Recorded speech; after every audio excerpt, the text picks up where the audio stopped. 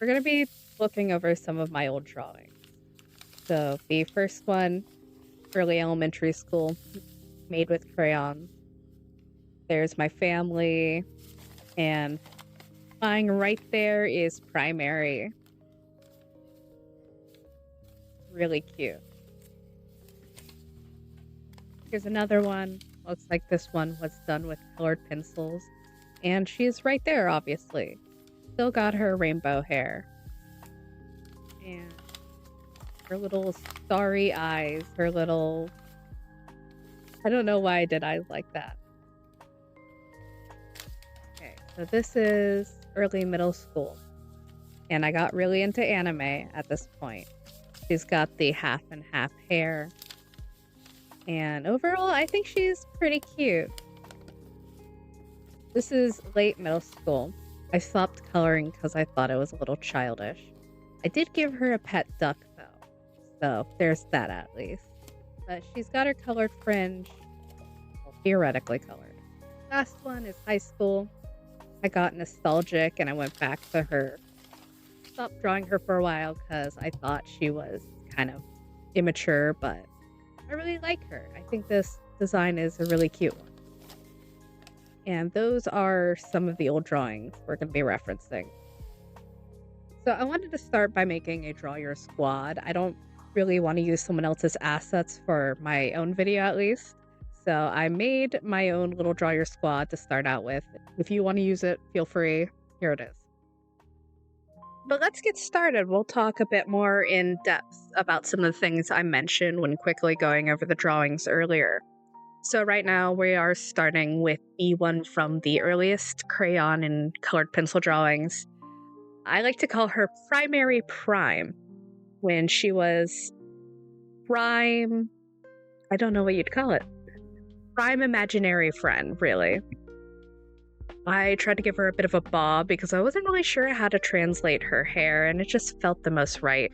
I wanted to capture her starry eyes because I thought those were really important to me. That's what stood out most to the design was I drew eyes like little stars. And I kind of kept that in her more modern design because I thought it was cute. So I wanted to make sure her prime version had that iteration as well. As you see here, I'm just cleaning up some of the line art. Anyways, it's really nice to look in retrospect at my drawing process. I really get to see how it's changed. I used to be someone who tried to do perfect line art and make it really nice, but it always ruined the process for me. I saw a video one day on YouTube Shorts and they're talking about the way they fixed their art flow is they just got rid of what they disliked. For them, it was also line art. So they just talked about they sketched and brought it into their final product. I thought that was super neat. And so now I do that. I make a really messy sketch, and then I go in and I clean it up, and it just becomes my line art. And I work so much faster, I have more fun, I get less demoralized, and overall I just think it looks better. So if you're trying to get into art, that's definitely something I recommend. Look at what's discouraging you, what you don't like about your art flow, and just fix it, change it. For me, it was that line art. I didn't like it. It wasn't fun. And this is a hobby meant to be fun, so I just changed it. Anyways, going back to the drawing, we already added one other primary. This is the half and half middle school hair colored lady with the star on her chest. I think she's pretty self-explanatory. Like I said, as I got older, she got a bit more normal, less fantastical. Because when I got older, I got really afraid of having a character that would be considered a Mary Sue. So I decided to just make her more realistic because that's more mature. That's the cooler thing to do. It shows that I've improved as an artist, as a storyteller. And as I've gotten older, I learned that that also is a whole bunch of bull crap. It doesn't make you cooler or better to have a character that's considered more realistic. You can have as fantastical as a character as you want. It's all about you having fun, really. So yeah, if whimsical character is what makes you happy, if a rainbow haired cat princess is what sparks joy, then draw it. It doesn't matter. It genuinely does not matter. And I wish growing up and in high school I knew that more. I have a lot of characters that I do love dearly, and they're all set in a realistic world because I was so scared to look at the fantastical, at the magical. I was so scared to have a character that could be seen as cringe or cheesy that I nerfed myself effectively. So it's nice being able to see Primary return to her weird, noseless roots. Don't ask me why I decided not to give her a nose. It's just how it happened, really. She definitely is my whimsy returning to me a bit. She can be as weird, goofy, defy logic, and in my head, she defies gravity. She can create objects out of nothing. And she can do it because, well, she is the embodiment of just imagination. Because for me, Primary is actually based off my imaginary friend growing up. I don't know how real this is, I guess I could say. She wasn't always called Primary. That's definitely a newer name. I can't exactly call her what I used to call her. I used to call her Miss Star, because as much as I am nostalgic for the name, I don't think it's a very good one. But Primary definitely was more fantastical. I mean, as we saw with the drawing from my childhood with her flying. So I really wanted to capture that element. And for me, in my brain, the way I do that is with whimsical hair and no nose. She just doesn't have a nose. I tried giving her a nose in later years, to make her more realistic, but it never really worked. It never really felt good to me. So, she doesn't have a nose.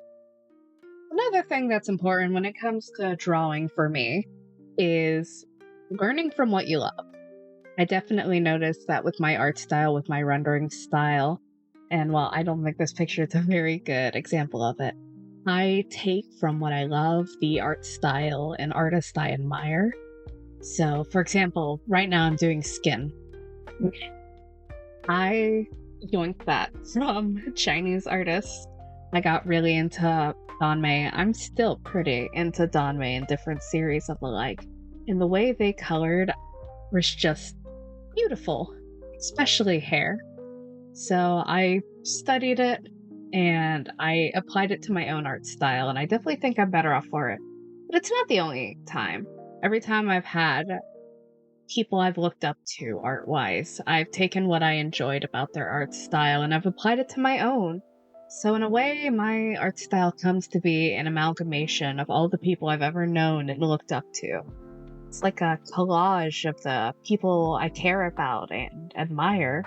And in a way, it's really sweet because I take a little part of them with me, even if we don't talk anymore.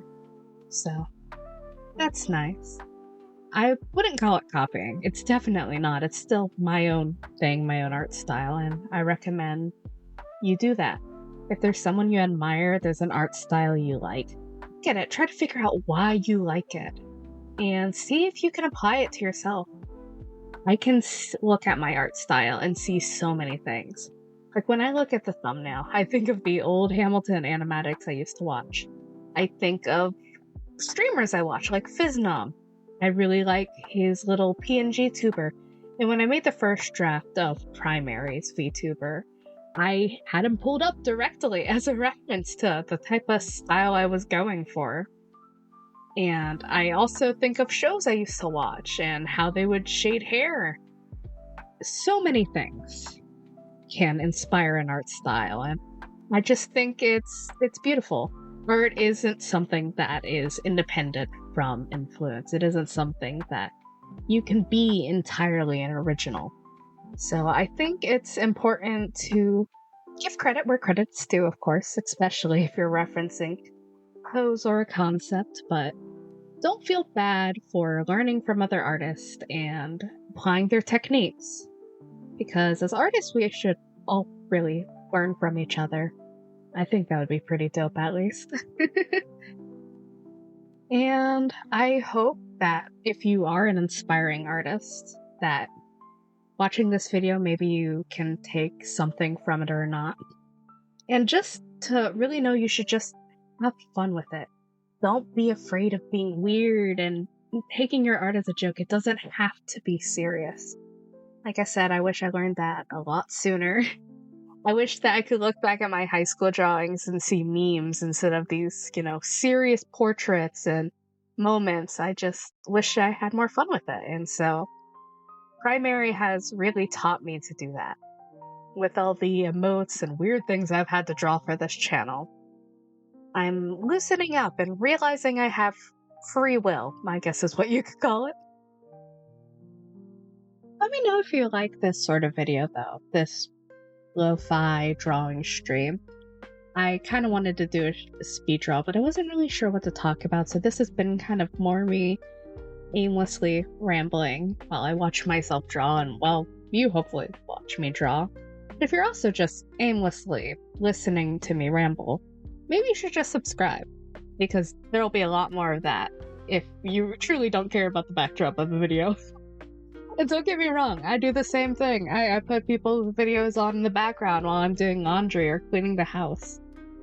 But I hope the drawing you enjoy. I know I spent far too long on it for a little goofy drawing, but I had a lot of fun doing it. I think in total it took me about 3.5 hours. Too long. Far too long than I think it should have taken, but that kind of goes with all my art. Lord, if you knew how long it took me to do all of the thumbnails, you guys would be appalled. I think it came out very cute. If you do too, I would love to hear your opinions in the comments, or if there's anything else you'd like to see me draw in reference to Primary, or really any questions you have about the character of Primary. I'd be happy to answer some, because she is, she's my Blorbo, really. No better way to put it.